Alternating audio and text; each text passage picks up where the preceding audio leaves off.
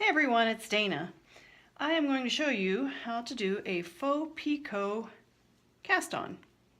Faux meaning false, so it's fake. It's not the difficult picot cast on. It just gives you a little bobble. This one's done in a chunky weight yarn. This was done on a garter ridge hat, but it gives you kind of a cute little cast on. All right, let me grab my loom and I'll show you how we do it. All right, here we go. We're going to make a little hat on this loom. The first row of the faux picot cast on, you make a slip knot.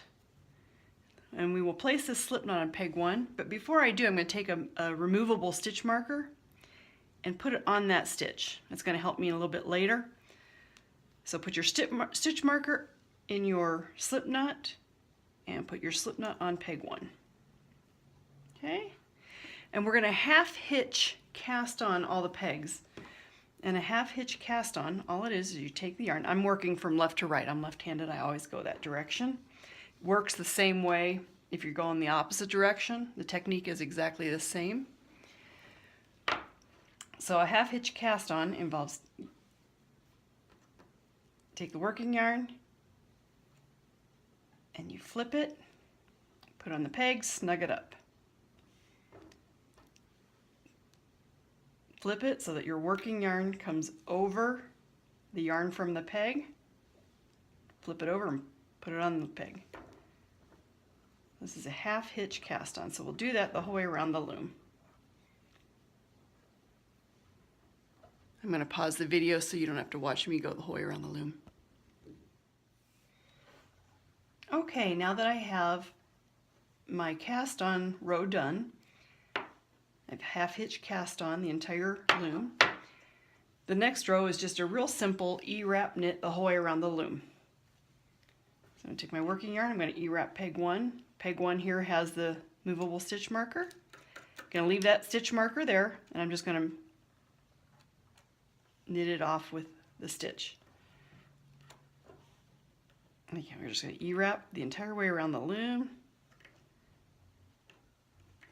And I am going to pause the camera because this will get boring if you just watch me E-wrap the whole way around the loom. Okay, we're back. I finished my E-wrap knit row, and now I'm ready to move on.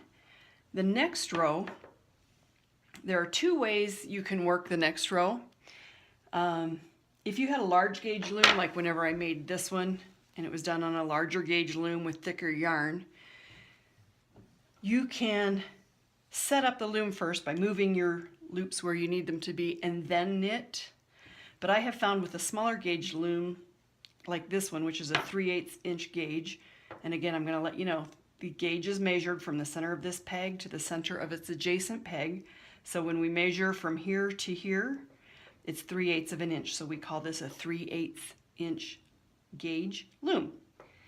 Okay, when you have a small gauge loom like that, moving all the stitches and then trying to E-wrap, after a while it gets hard to move your stitches. It just gets too tight. So it's easier to do it in the traditional method. And the traditional method would say that this row is a yarn over, E-wrap, knit 2 together. And then you repeat that yarn over, E-wrap 2 together in pairs of pegs around the loom. So I'll show that first, and then you'll understand a little bit better what I meant where you can set your loom up first. Okay, so the pattern says yarn over, E-wrap 2 together. So to do that, my first peg, I'm going to take the stitch that is on peg number 1 and move it to peg number 2. I now have an empty peg 1 and 2 loops sitting on peg 2. My yarn over is simply, you place the working yarn in front of peg 1, so yarn over peg 1, and I'm going to E-wrap peg 2, and I'm going to knit those 2 stitches off as though they were 1.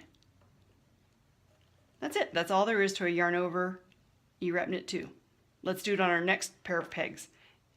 I move the loop that is on the first peg to the second peg,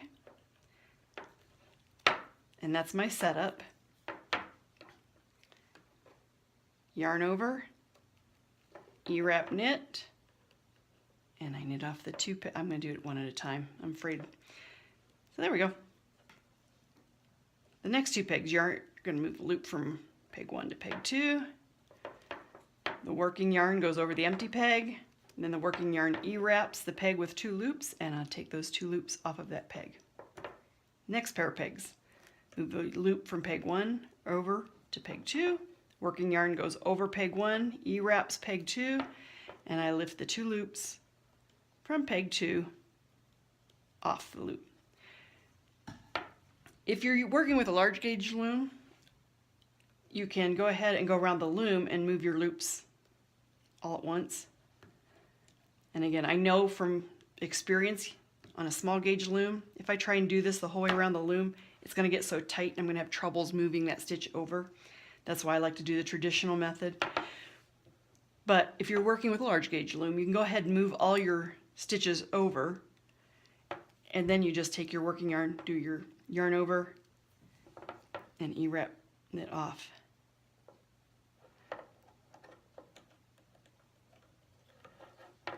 Again, I do a yarn over, E-wrap knit those 2 stitches off as though they were one. So again, on a large gauge loom, you could go around the entire loom and do that. But on a small gauge loom, it gets kind of tight. And so I prefer on a small gauge loom just to do each pair of pegs as I go, to save the frustration of stitches that won't move. Okay, so I'll finish this up and then we'll come back and move on to our next row. All right, we're back. I just finished the row of a yarn over, E-wrap knit 2 together, yarn over, E-wrap knit 2 together the entire way around the loom. Okay, our next row is simple. It's just E-wrap knit every peg going around the loom. So again, E-wrap knit every peg going around the loom. So we go E-wrap. You can either E-wrap all of them and knit off, or one at a time, whatever you prefer. So again, I am going to stop the camera because y'all know what an E-wrap knit stitch looks like. I'll be back in a minute. All right, I have completed my row of E-wrap knits.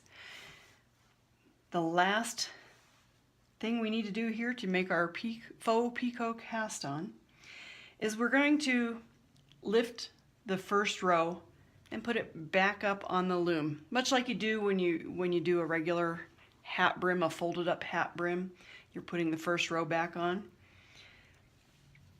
So you'll see that my movable stitch marker, let's see if I can get a good shot for you here. My movable stitch marker here was on peg 1, which happens to be the peg adjacent to it, because if you remember, we moved the loop from peg 1 to peg 2 when we did our yarn over E-wrap 2 together. So now my loop from peg 1 is actually sitting on peg 2. This is going to tell me the very first stitch I am going to put back on the loom. So this stitch marker, I'm going to lift and put it back on peg 2. Okay, so the stitch marker, which had been on peg 1, and then we moved over to peg 2, we're now going to lift it from the back side of the loom back up and put that stitch on peg 2. And then we just continue on around and grab the next stitch, put on the next peg. The next stitch on the next peg, and so forth. Right? The next stitch, the next peg, next stitch, next peg. So we're grabbing those stitches. You'll notice as you're doing this that you have one stitch that is a pretty wide loose stitch. That was our yarn over. And then you'll have the next stitch will be a kind of tight stitch, and that's because that was where our knit 2 together was. So you'll have a loose stitch, and then you'll have a tight stitch. And you just do that the whole way around the loom. I'm going to shut the camera off. I'll be back when I finish that. All right, we're back. So I have gone around the loom and I have lifted the first row, the very first row that we did, our half hitch cast on. I lifted it and put it back onto the pegs. And you can see this removable stitch marker that I placed in my slip knot on peg 1. Here it sits. At this point I'm going to go ahead and remove that. I don't need this any longer. The last thing we need to do now is just go around and lift the bottom loop up and over off the top loop. So you just go around the loom.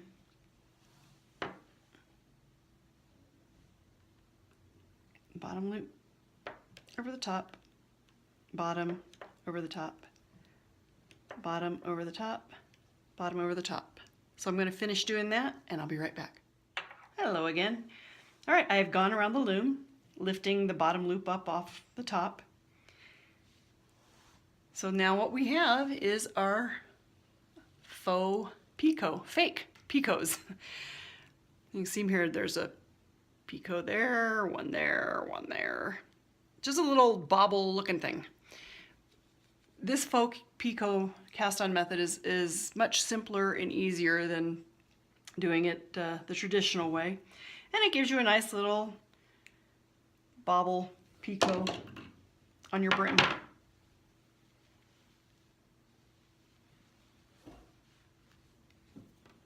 So that's the faux picot cast on.